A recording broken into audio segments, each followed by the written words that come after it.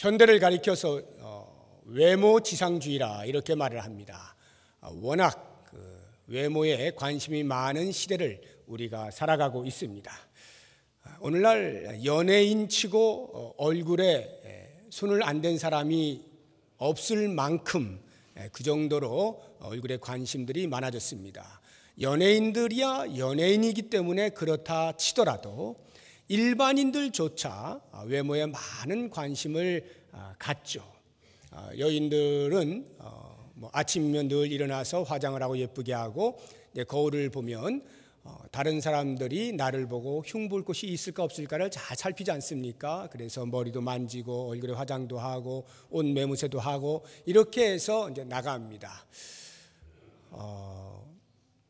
여성들이 얼굴에 관심을 갖는 것은 또 그렇다고 치더라도 요즘은 남자들도 관심을 많이 갖고 심지어는 젊은 남자들까지도 얼굴에 지대한 관심을 갖는 것을 봅니다. 제가 얼마 전에 들은 이야기인데 저는 그것도 모른 채 깜짝 놀랐어요. 바보처럼. 요즘은 젊은 남자들, 청년들도 얼굴에 화장을 한다는 거예요. 그리고 마사지도 이렇게 정기적으로 가서 받는다는 거예요. 그래서 무슨 남자가 그런 일을 하냐라고 했는데 사실이라고 밝혀졌습니다. 물론 많은 사람들이 그렇게 하지는 않겠습니다만 왕왕 그렇게 하는 분들이 계셔요. 심지어는 성형 수술도 하는 남자들이 있다 그래요. 물론 얼굴에 치명적으로 사람들에게 약점을 잡힐 만한 상황이 되었을 때에 수술을 통하여서 극복할 수 있도록 하는 것은 그리 나무랄 일이 아니라고 생각이 듭니다. 그러나 보다 나은 얼굴을 위하여 그러는 것은 조금 생각해 봐야 되지 않을까 하는 생각이 드는데요. 왜 그런 일들이 벌어지는가 했더니 오늘날에는 회사에서 직원을 뽑을 때에도 그냥 실력만으로 뽑지를 않는다 그래요. 면접을 할 때 얼굴이 어떤가를 본답니다. 그래서 면접관 중에는 관상을 보는 사람이 같이 끼어 있대요. 그래서 후보자들이 들어오면 관상쟁이가 얼굴을 살펴서 이 사람은 우리 회사에 충성하겠다. 이런 것을 이제 간부에게 알려주곤 하는 역할을 하는 것이죠. 그러다 보니까 얼굴에 관심을 안 가질 수가 없게 되는 것입니다. 물론 그 회사에서 얼굴을 본다는 것이 잘생긴 얼굴을 보겠다는 것은 아닐 것입니다. 호감이 가는 얼굴을 뽑겠다는 것이겠죠. 인상 쓰고 시무룩하게 있으면 그것이 자기들의 회사의 이미지에 손상을 입히니까 얼굴에 호감이 갈 만한 그러한 모습을 갖춘 사람, 인품을 갖춘 사람을 뽑자는 것이 아마 그 정신일 것입니다. 그러다 보니 아무래도 호감이 가는 얼굴이란 그래도 좀 이렇게 손을 만져서 남들 보기에 괜찮을 만한 그런 얼굴이 되어야겠기에 그래서 화장도 하는 것이고 정기적으로 마사지도 받는 것이고 심하면 성형수술도 마다하지 않는 이러한 세태를 우리가 살아가고 있습니다. 비행기를 타시면 그 스튜어디스가 있잖아요. 보시면 아시겠지만 얼굴이 물론 얼굴 예쁜 사람이 상당히 많이 있습니다만 꼭 얼굴 예쁜 사람만 뽑는 것은 아닙니다. 얼굴이 환한 사람들에게 친근감을 줄 수 있는 그런 얼굴들이 대부분이고요. 그 얼굴은 그냥 저절로 생겨나는 것은 아니고 스튜어디스에 1차 합격을 하면요. 연수 기간 동안에 그런 얼굴을 만들어가는 훈련을 합니다. 그래서 하루에 100번씩 거울 앞에서 얼굴을 웃는 모습을 연습을 하곤 합니다. 그래서 별 도구를 다 사용해서 얼굴을 항상 이 근육을 쫙쫙 펼쳐주어서 언제든지 미소를 지으면 확 웃어지는 그러한 근육으로 바꾸어 준다는 거예요. 스튜어디스뿐만이 아니죠. 백화점 같은 데도 가보시면은 서비스 업계에 종사하는 사람은 대부분 그 주인이 그것을 요구합니다. 사람들에게 친절을 베푸는 얼굴을 가져야 한다라고 하는 것이죠. 심지어는 주차장에서 주차하시는 분들도 얼굴을 보면 환하게 웃으면서 어서 오세요, 이쪽으로 가서 이렇게 하지 않습니까? 음식점도 그렇습니다. 음식점도 조금 갖추어진 음식점, 제대로 이렇게 갖추어진 그런 음식점의 종업원들은요, 얼굴에 만면에 웃음이 있습니다. 주인이 요청하는 것이고 그것을 연습하는 거예요. 훈련하는 거예요. 여러분들은 어떻습니까? 얼굴이 뭐 그렇게까지 하나, 그냥 있는 대로 살면 되지 라고 생각하십니까? 우리의 얼굴이요, 시무룩하고 인상 쓰고 세상의 모든 짐은 나 혼자 지고 가는 것 같은 그런 무거운 얼굴을 하고 있는 것과 마음의 평온함을 가지고 안정된 모습으로 다른 사람들에게 부담을 주지 않는 평화스러운 얼굴을 갖는 것과 여러분들은 어떤 것을 선택하시겠습니까? 100이면 100사람이 전부 평온한 얼굴을 원할 겁니다. 그런데 되는 대로 산다니요? 말이 안 되는 것이죠. 되는 대로 살면 안 되는 겁니다. 얼굴에 그런 광채가 날 수 있어야 되는데 솔로몬이 오늘 본문의 말씀 속에서 우리들에게 광채 나는 얼굴의 비결을 가르쳐주고 있습니다. 전도서 8장 1절입니다. 1절 말씀 같이 읽어봅니다. 누가 지혜자와 같으며 누가 사물의 이치를 아는 자이냐.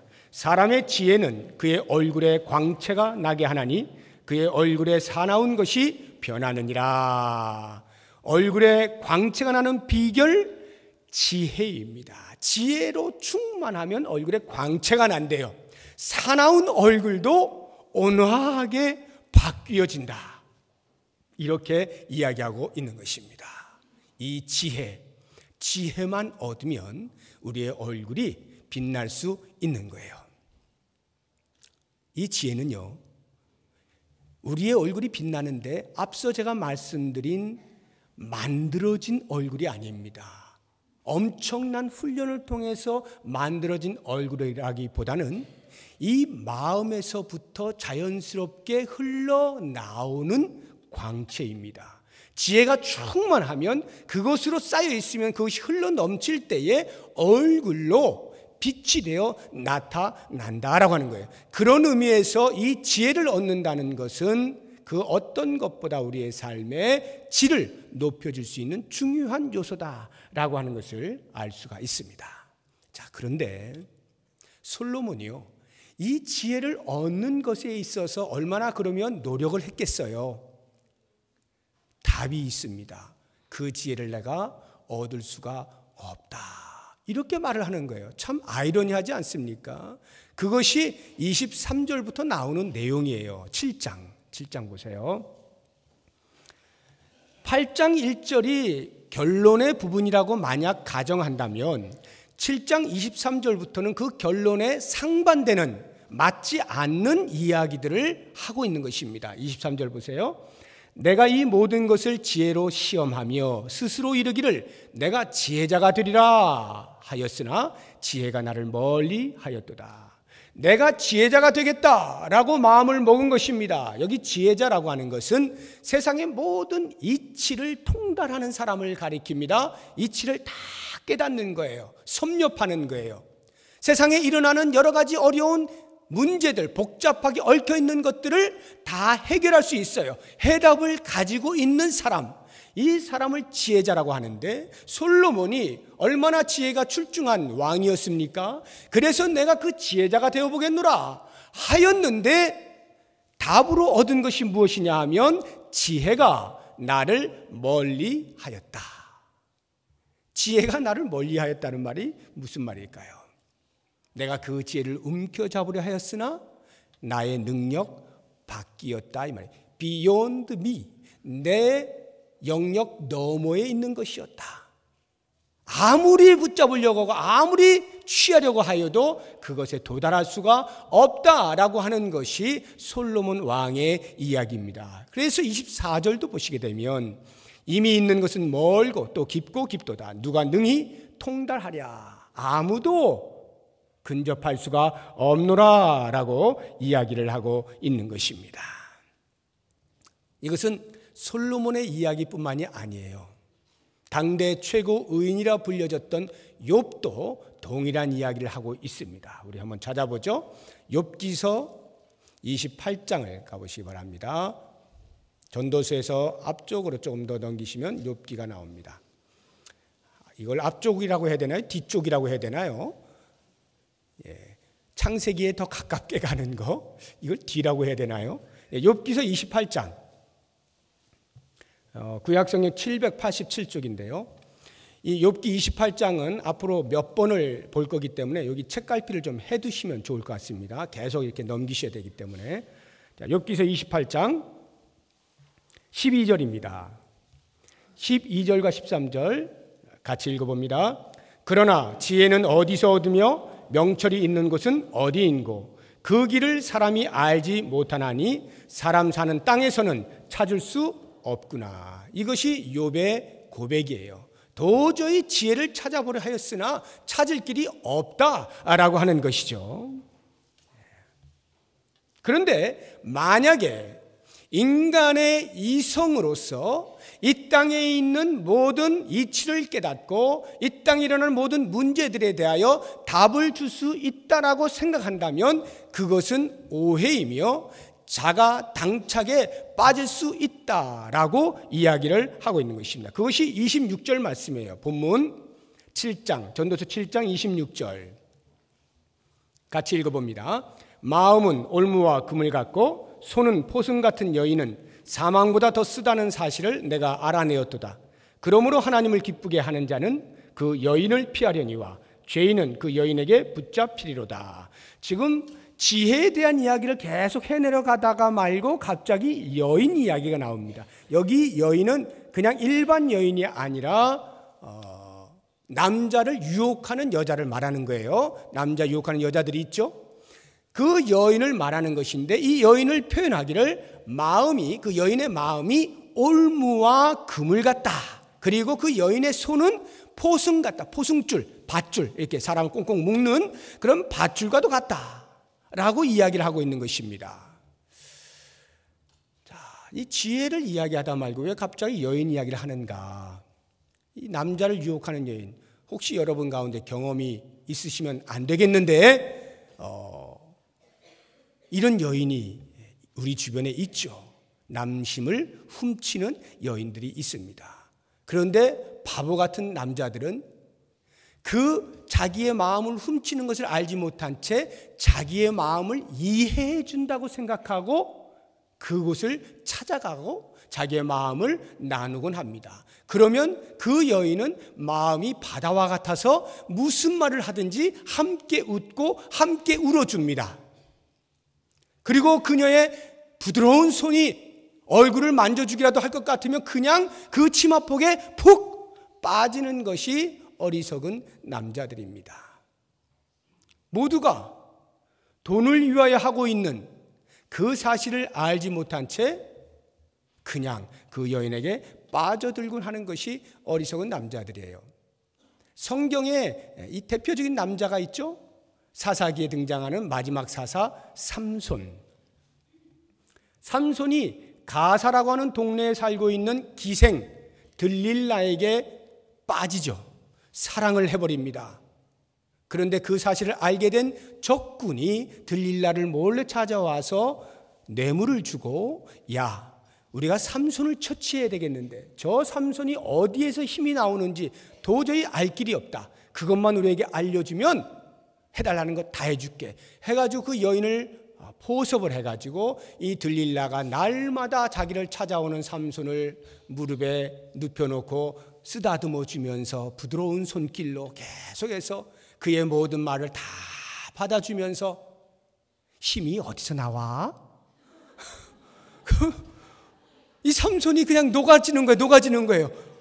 말을 안 할 수가 없어요. 그래서 말은 해야 되겠는데 말을 했다가는 하나님한테 혼날 것 같거든요. 그래서 거짓말을 하는 겁니다. 이 여인이 속았죠. 그래가지고 알려줬는데 그것대로 하니까 웬걸요, 삼손이 다시 힘이 생겨가지고 꼼짝없이 당한 겁니다. 이러기를 몇 차례 하다가 마지막 순간에 들릴라가 비상의 수단으로 나 너하고 안 놀 거야. 아마도 이랬을 거예요. 그러면서 이제 마지막 마음을 훔치는데 그만 삼손이 어쩔 도리가 없이 자기의 비밀을 이야기해 줍니다. 그래서 결국 블레셋 사람들에게 붙잡히지 않습니까? 삼손이 들릴라의 무릎에 누워져 있을 때에는 이 여자가 자기를 다 이해하고 이 여자만 있으면 세상에 부러울 것이 없어 보였는데 사실을 알고 보니까 이 여자가 자기를 파멸로 인도하는 여자였다라고 하는 것이죠. 그 여자가 마음을 주었던 것은 삼손에게 있어서는 오히려 올무였고 그물이었고 덫이었습니다. 그녀가 만져준 그 부드러운 손길은 전부 그 삼손을 꽁꽁 올가매는 밧줄이 되어버렸던 것입니다. 그러니까 삼손이요, 그렇게 되다 보니 눈이 다 뽑히죠. 적군에게 눈이 뽑히잖아요. 끌려가가지고 그 적군에 가가지고 맷돌을 돌리면서 힘자랑하라고 맷돌 돌리면서 사람들에게 조롱거리가 되지 않습니까? 그런 삼손의 입장을 생각해 보세요. 죽는 것이 낫겠습니까? 그렇게 사는 것이 낫겠습니까? 삼손은 아마 죽지 못해 살고 있을 거예요. 죽는 게 훨씬 낫죠. 그게 바로 이 말씀이에요. 마음은 올무와 금을 갖고 손은 포승 같은 여인은 사망보다 더 쓰다. 죽는 것보다 더 쓰다는 거예요. 이게 삼손이었어요. 자, 그렇다고 하면 이제 왜 지혜를 이야기하다 말고 갑자기 여인으로 빠졌는가?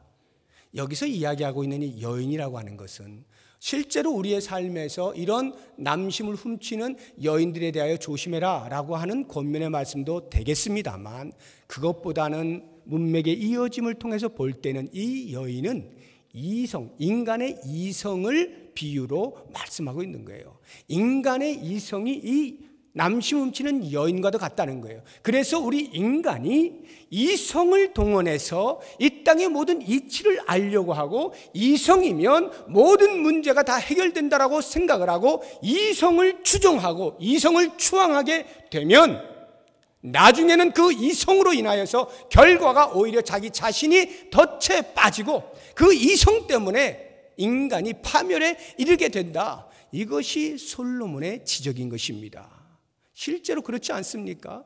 인간의 이성이 얼마나 뛰어나서 많은 공헌을 하기도 하였으나 상대적으로 인류에게 치명적인 전쟁의 살상 무기들을 만들어내잖아요. 더 이상 독할 수 없을 만한 그러한 화학가스들을 만들어내지 않습니까? 생물학 전쟁들이 벌어지고 있지 않습니까? 이게 전부 인간의 이성에서 나오는 거예요. 머리가 뛰어나니까 그것으로 세상의 문제들을 다 해결할 줄 알았는데 오히려 그것이 사람들을 파멸로 이끌어버리더라는 것이죠. 죽음보다 더한, 죽음보다 쓴 그러한 상태로 만들어버리는 것이 인간의 이성이다 이 말이에요. 그러므로 우리가 그 이성에 의지하고 이성이면 모든 것이 다 된다라고 생각되어지는 순간 우리는 자가당착에 빠질 수밖에 없는 것입니다. 그렇다고 한다면 왜 인간의 이성이 이와 같은 한계를 갖게 될 것일까요? 이성이 무엇이 잘못이 있길래 이런 한계를 가지고 인간을 파멸로 이끌어 가는 것일까요? 그것은 이성 자체의 문제가 아니라 그 이성을 사용하는 사람이 타락했기 때문이에요. 이성을 작동시키는 사람이 타락해서 그 이성이 악독하게 사용이 되는 것입니다. 26절 보십시오. 29절입니다.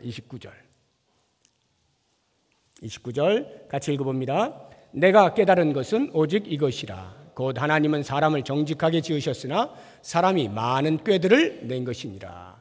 하나님께서는 사람을 정직하게 만드셨어요. 진리에 대하여 단순하게 반응하고 진리를 쉽게 발견하고 진리를 깨닫고 이해하고 받아들이고 그 진리에 대하여 바른 반응을 할 수 있도록 창조하셨어요. 그런데 그 인간에게 죄가 찾아오면서 타락을 하게 되니까 타락한 인간의 이성이 작동할 때 그것이 전부 꾀로 나타나는 것입니다.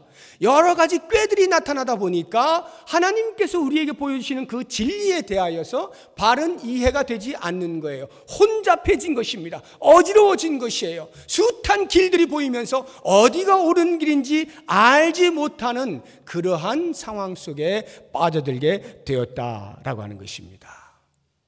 자, 그렇다고 한다면 이와 같은 인간의 이성의 한계를 솔로몬이 정확하게 지적을 하고 나서 마치 결론의 말씀과도 같이 8장 1절을 새롭게 이야기하는 이 지혜는 과연 무슨 지혜입니까?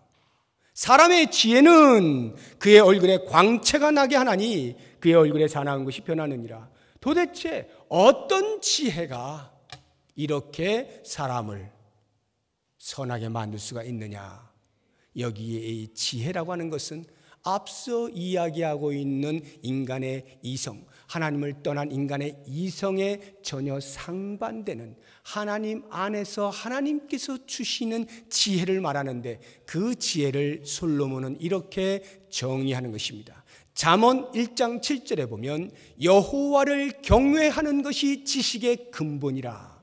잠언 9장 10절에 보면 여호와를 경외하는 것이 지혜의 근본이요 여호와를 아는 것이 명철이라. 이렇게 말씀을 하고 있는 것입니다. 우리의 얼굴에 광채가 나게 하는 지혜란 다름 아닌 여호와를 경외하는 지혜입니다. 여호와를 경외하는 지혜가 있는 사람은 그 얼굴에 광채가 나요. 욥도 동일한 고백을 하고 있습니다. 아까 우리가 살펴본 욥기 28장을 다시 가보시기 바랍니다.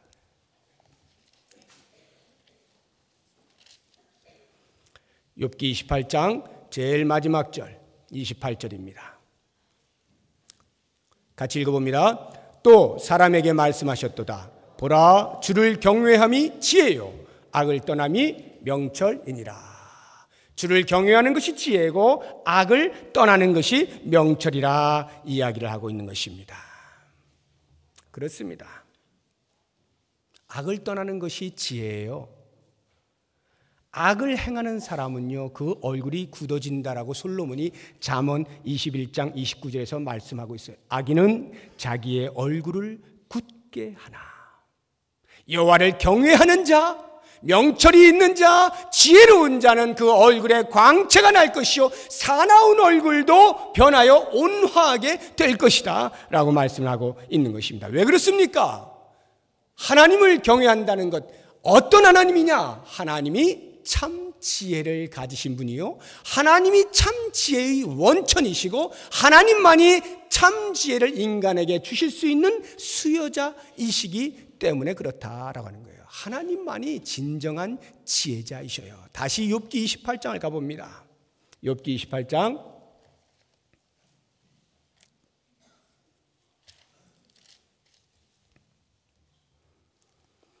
23절부터 26절까지입니다. 하나님이 얼마나 지혜로우신가 욥의 고백을 통해서 잠시 우리가 보도록 하겠습니다. 23절부터 26절까지 시작. 하나님이 그 길을 아시며 있는 곳을 아시나니 이는 그가 땅끝까지 감찰하시며 온 천하를 살피시며 바람의 무게를 정하시며 물의 분량을 정하시며 비 내리는 법칙을 정하시고 비구름의 길과 우레의 법칙을 만드셨습니다. 모든 자연 만물의 운행을 하나님께서 정확하게 한치의 오차 없이 하고 계신다 이 말이에요. 그것이 하나님의 지혜입니다. 하나님의 전능하신 지혜가 온 우주 만물을 인간에게 가장 적합하게 만들어 운행케 하시는 것입니다. 이러한 놀라운 지혜의 소유자, 지혜의 원천, 그 지혜를 우리들에게 주시는 수여자이시기에 그 여호와 하나님을 경외하는 것이야말로 우리 인간의 참 지혜다라고 하는 것이고, 그렇게 하나님을 경외할 때 우리의 얼굴에서 광채가 나게 된다라고 하는 거예요. 그래서 26절 보세요. 다시 본문 26절 보면 뒷부분에 그러므로 하나님을 기쁘게 하는 자는 그 여인을 피하려니와 죄인은 그 여인에게 붙잡히리로다. 여인이 이성이라 그랬죠? 하나님을 기쁘게 하는 자는, 하나님을 경외하는 자는 여인을 피합니다. 이성을 피해요. 그래서 공부를 안 한다는 말이 아닙니다.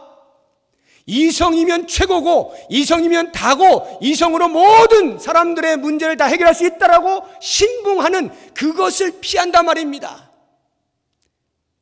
그것이 아니라 오히려 하나님을 올바로 알고 섬기는 것이야말로 인간에게 참 지혜인 줄 알게 되어질 때에 비로소 그 사람의 얼굴은 빛이 나는 거예요. 사랑하는 여러분, 성경에 보면 얼굴에 빛이 나는 사람 소개를 몇 사람 하고 있죠. 구약의 대표적인 사람이 모세 아닙니까? 모세가 얼굴에 빛이 난 적이 있죠. 출애굽기 34장을 보게 되면 모세가 시내산에 올라가서 하나님으로부터 십계명을 받고 모든 율법을 다 받잖아요. 그리고는 너무 신나가지고 내려와서 백성들에게 말을 하려고 하는데 이게 웬걸요? 백성들이 모세를 쳐다보질 않는 거예요. 전부 다 슬금슬금 피하는 거예요. 이상해가지고 모세가 아론하고 몇 사람을 불렀습니다. 아니 왜 그러지? 그랬더니 말을 하는 거예요. 지금 당신의 얼굴에 광채가 나서 두려워 볼 수가 없습니다. 모세가 그때야 자기의 얼굴에 광채 난다는 걸 알았어요. 자기는 모르고 있었거든요. 광채 나는 얼굴로 내려오게 된 거예요. 그래서 그 얼굴로 백성들을 다 불러다가 하나님께서 자기에게 말하라 전달하게 하신 그 내용을 하나씩 다 알리고 나서는 홀로 서서 수건으로 자기의 얼굴을 가립니다. 그래서 백성들과 함께 있을 때는 언제나 수건을 가리고 있고 다시 하나님 앞에 나아갈 때에는 수건을 벗고 하나님과 대면하여 대화를 하고 나와서 다시 백성들을 만날 때는 또다시 수건을 쓰고 백성들과 대면하곤 했습니다. 왜 그랬을까요? 광채를 보면 뭐 어떻게 됩니까? 백성들이 혹시나 광채 나는 자기의 얼굴을 보면서 하나님이 아닌 자기에게 절을 할까 하여서 하나님을 섬겨야 하는 마음이 자기에게 마음이 뺏길까 하여서 왜? 사람들은 눈에 보이는 것에 마음이 빼앗기게 되어 있으니까 가시적인 것에 광채가 나는 얼굴을 가진 모세가 우리의 신이다 라고 말을 해도 사람들은 믿어버릴 것이기 때문에 모세는 그것이 두려웠던 거예요. 하나님을 그 시내산에서 온전히 만나 대화하고 친밀한 교제를 나누고 하나님과 깊은 교제를 나누게 된 이 모세가 내려와서 겸손하게 자기가 하나님이 되는 것에 대하여 두려워하여 수건을 썼던 것처럼 얼굴에 광채가 난다라고 하는 것은 이만큼 하나님을 온전히 경외하는 사람에게 주어진 선물인 것입니다. 모세가 시내산에서 내려올 때 세상의 모든 이치를 다 통달하는 그런 어떤 능력을 받았나요? 너희들 나한테 말만 해. 내가 다 해결해 줄게. 뭐 그런 능력을 받고 내려왔나요? 아닙니다. 그러면 모세가 어떤 금은 보화를 양손에 가득 쥐고 어느 누구도 부러워하지 않을 만큼 그러한 갑부가 되어서 내려왔나요? 아닙니다. 모세가 산에 내려와서 한 것이라고는 딱 하나, 하나님과 깊은 친밀한 교제를 나눈 그것밖에 없어요. 하나님으로부터 직접 말씀을 듣고 그 말씀으로 충만한 상태, 그거 외에 아무것도 없어요. 그런데 그렇게 하여 산에서 내려왔는데 그 얼굴에서 광채가 나는 것입니다. 세상에 이성이 우리에게 광채를 주는 게 아니라 얼마나 똑똑해서가 아니라 얼마나 많이 가져서가 아니라 얼마만큼 하나님을 온전히 경외하는 사람으로 거듭났느냐, 얼마나 하나님의 말씀에 깊이 침잠해 있느냐, 얼마나 하나님과 깊은 인격적 교제를 나누는가 라고 하는 이것이 우리의 얼굴의 광채를 결정 지어준다 이 말이에요. 모세뿐만이 아니에요. 신약시대에는 스데반이라고 하는 사람이 있었잖아요. 사도행전 6장에 보면 스데반이 그 얼굴이 천사의 얼굴과 같이 되었거든요. 그런데 그때가 언제냐 하면요, 스데반이 복음으로 충만해가지고 전파를 합니다. 예수 그리스도를 믿으십시오 전파하는데 사람들이 듣기 싫은 거예요. 특별히 종교 지도자들이 아주 듣기 싫은 거예요. 유대교의 종교 지도자들이 듣기 싫은 거예요. 그 사람들이 대화를 나누는데 스데반에게 도저히 안 되는 거예요. 진리가 언제 딱 서니까 비진리들이 힘을 못 쓰는 거예요. 그래서 이 비진리가 무릎을 꿇고 진리 앞에서 회개하면 좋겠는데 이 사람들이 그렇게 하질 않습니다.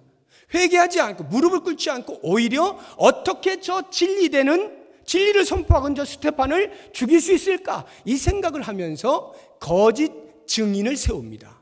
그리고는 이 사람이 하나님을 모독했습니다. 이 사람이 모세를 모독했습니다. 이 사람이 율법을 모독했습니다. 이렇게 거짓 증거를 하게 만들어 가지고 스데반을 잡아버립니다. 그래서 공회 앞에 세운 거예요. 공회 앞에 섰는데 그 서 있는 스데반을 바라보는 모든 백성들이 그 얼굴을 보니 사도행전 6장 15절에 그의 얼굴이 천사의 얼굴과 같더라, 이렇게 기록이 되어 있는 거예요.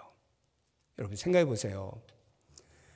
가슴이 뜨거워져서 복음을 증거했습니다. 부활하신 주님을 만나고 그 부활한 주님을 증거하지 않을 수 없어서 외쳤는데 사람들이 거꾸로 진 거예요. 사람들이 자기에게 상대가 안 되는 거예요. 얼마나 의기가 양양했겠습니까? 그런데 이게 웬걸요? 그 사람들이 자기를 붙잡아 버렸네. 그것도 근거도 없는 거짓말을 해가지고, 음해를 해가지고 자기를 붙잡았어요. 마음이 어때야 됩니까? 정상적이라면 뭐 이런 놈들이 다 있나? 나에게 이렇게 억울한 누명을 씌우다니 분노로 가득 차야 되지 않습니까? 그 사람들을 바라볼 때 이글이글거리는 눈으로 너희들이 나한테 어떻게 이럴 수가 있느냐, 바른 증거를 대라, 뭐 이렇게 하고 싶고, 혹시 하나님 앞에서는 하나님, 제가 이렇게 열정을 다하여서 복음을 증거하였는데 어떻게 저에게 사람들로부터 칭찬을 받도록 하지 아니하고 오히려 붙잡혀 가지고 사람들 앞에 세워 주십니까? 하고 하나님 앞에 억울함을 토로하는 그러한 심정으로 서 있을 수 있잖아요. 그의 환경이 얼굴에 광채가 날 만한 환경이 아니에요.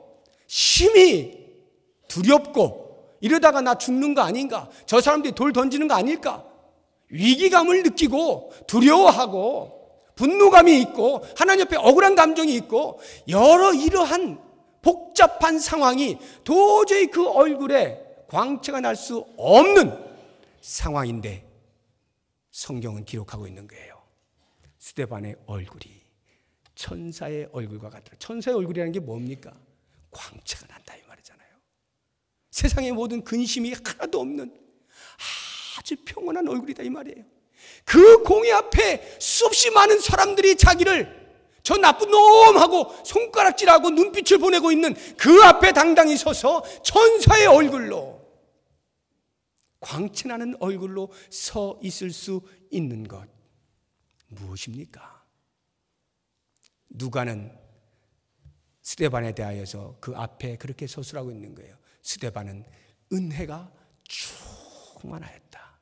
스데반은 믿음이 충만하였다. 스데반은 지혜가 충만하였다.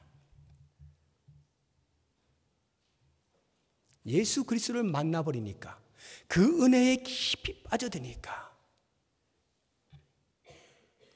외부의 상황은 복잡하고 자기를 죽일 것만 같이 달려드는 그러한 위기의 상황임에도 불구하고 그의 내면은 하나님의 은혜로 충만하니까 그것이 얼굴로 빛이 되어서 광채가 나게 되었다 이 말이에요.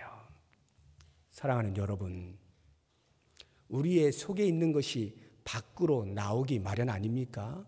그래서 누가복음 6장 45절에도 예수님께서 이렇게 말씀하시잖아요. 선한 사람은 마음에 쌓은 선에서 선을 내고 악한 자는 그 쌓은 악에서 악을 내나니 이는 마음에 가득한 것을 입으로 말함이니라.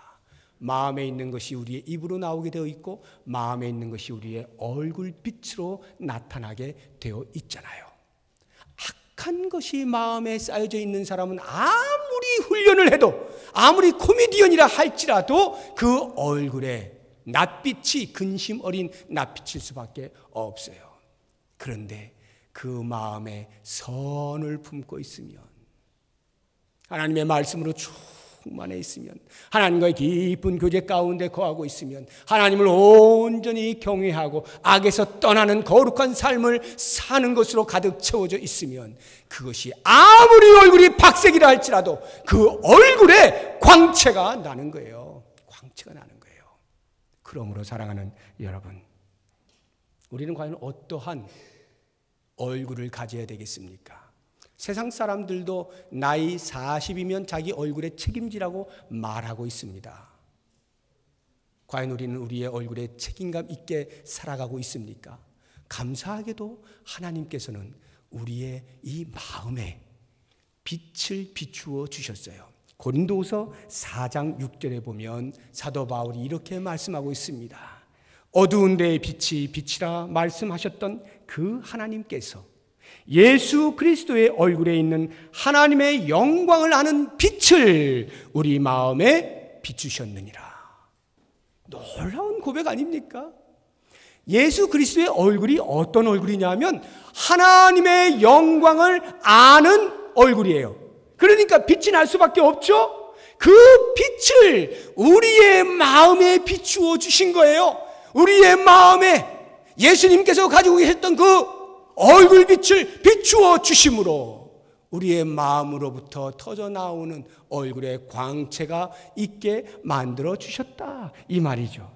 그러므로 사랑하는 성도 여러분, 우리가 말씀으로 충만할 때, 성령으로 충만할 때, 하나님과 깊은 교제, 인격적인 교제를 나누게 될 때, 은혜가 충만할 때, 여호와를 아는 것과 여호와를 경외하는 것으로 가득할 때 우리의 얼굴은 광채가 나는 것을 아시기 바랍니다. 그러므로 이제부터 여러분 아침에 일어나면 꼭 거울을 보시죠. 밖에 나가시기 전에 꼭 거울을 보시죠. 거울을 보실 때마다 이제는 우리의 옷 매무새를 보는 것만이 아니라 한 가지를 꼭 더하시면 좋겠습니다. 저도 오늘 나오면서 제가 거울 보고 제가 한 건데요. 제가 거울을 딱 보니까 그 거울 안에 있는 사람이 얼굴에 광채가 나는 거예요. 야, 네가 누구냐? 너 어떻게 저렇게 광채가 나니? 그랬더니 그 거울에 있는 사람이 말을 하더라고요. 내 안에 예수가 있다. 내 안에 나를 구원하신 하나님이 영광의 빛으로 비추어 주고 계신다.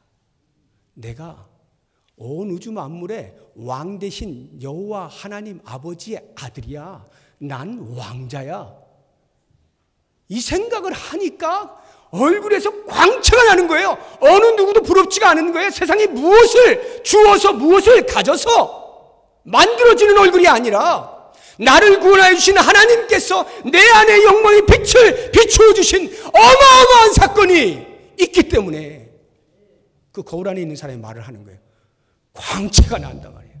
제가 빛나는 얼굴로 지금 나온 겁니다.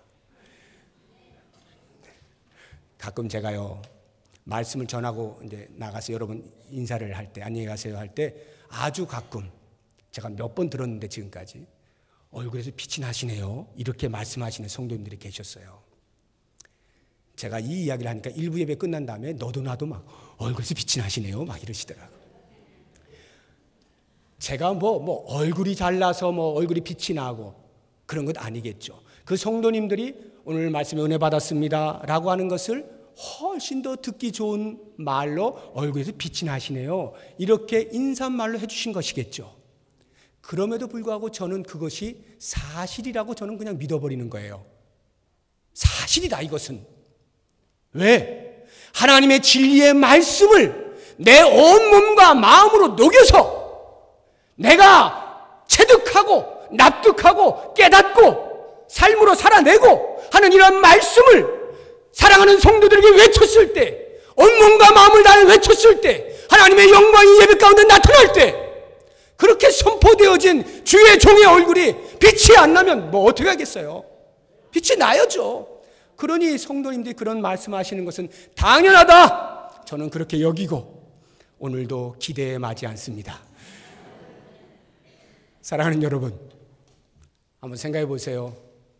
우리가 예수를 믿고 하나님의 아들이라는 권세를 말로는 얼마나 잘 알고 있습니까? 머리로는 얼마나 잘 알고 있어요. 그런데 과연 우리의 얼굴이 증명해내고 있습니까? 우리의 얼굴이 나는 그렇다라고 말하고 있습니까? 아니면 우리의 주변에 일어나고 있는 내 삶을 옥죄고 있는 여러 가지 많은 환경들로 인하여서 어쩔 수 없이 죽지 못해 사는 얼굴로 혹시 살고 있지 않습니까? 모든 염려와 근심을 온몸에 다 아는 채 그러한 얼굴로 살아가고 있지 않습니까?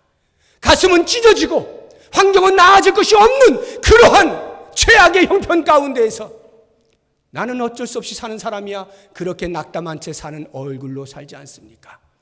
또는 내 욕심만 챙기기 위해서 모든 욕심들을 더덕더덕 붙여놓은 얼굴로, 또는 다른 사람들의 말은 아랑곳하지 아니한 채 오직 나만 오라라고 생각하면서 내 고집으로 그냥 가득 찬 얼굴을 하면서, 또는 이 땅에서 더 이상 살 맛이 없어 절망스러운 얼굴을 하면서 왜 나한테만 이런 일이 벌어지는가? 교회는 왜 이 모양이야? 내 남편은 왜 이 모양이지? 내 아내는 왜 이러는 거야? 불만에 가득한 얼굴로 그렇게 살아가고 있지 않습니까? 우리 하나님께서 우리의 마음 가운데 주신 마음은, 빛은 여호와의 영광을 아는 그리스도의 빛을 우리에게 주신 거예요. 그 빛을 심은 자로서 이제 우리는 거울을 볼 때마다 다시금 회복하셔야 됩니다. 내 얼굴이 보통 얼굴이 아니야. 전능하신 하나님의 자녀의 얼굴이지. 그 권세가 내게 있어야지 기뻐하는 것입니다. 감사하는 것입니다. 자랑스러워하는 것입니다. 자긍심을 갖는 거예요. 그렇게 하나님의 은혜에 침잠하고 하나님의 말씀을 깊이 묵상하며 하나님과의 인격적인 교제를 나누면서 하나님을 경외하는 것이 지식의 근본이요 지혜의 근본인 것을 알아 여호와를 아는 데 힘쓰고 여호와를 경외하며 악에서 떠나는 삶을 부지런히 살아드리게 될 때에 우리의 얼굴에서 광채가 나고 사람들이 우리를 바라보면 빛이 나네요 라는 말을 들으며 사시는 복된 인생이 되시기를 주의 이름으로 축복합니다. 기도하겠습니다. 하나님을 사모합니다. 하나님을 신뢰합니다. 하나님만 의지합니다. 하나님만 신앙합니다. 이것이 우리의 마음에 충만하여 우리의 얼굴로 자연스럽게 드러나기 원합니다. 세상 사람들이 보고 광채나는 얼굴이라 말하는 것을 들을 수 있는 거룩한 삶과 멋진 삶을 우리 모두 살아내게 하여 주시옵소서. 예수님의 이름으로 기도드립니다. 아멘.